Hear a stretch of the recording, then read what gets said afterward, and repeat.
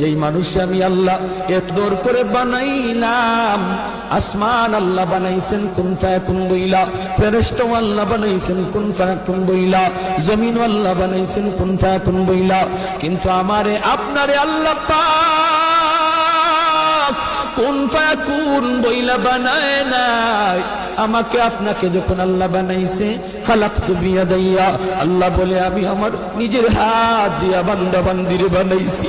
কারণ এই চেহারার মধ্যে এত দামি কপাল, ওই কপাল দিয়া বান্দা আমার কুদরতি কদমে সেজদা দিবে।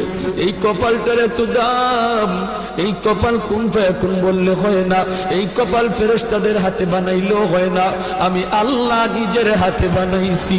ইংলিশে অনার্স পড়ুয়া একটা যুবক, সে যদি নবীর সুন্নাত তরিকায় চললো, আল্লাহরে ভয় কইরা সব গুনাহ থেকে বাঁচলো, তুমি কেন পারবা না?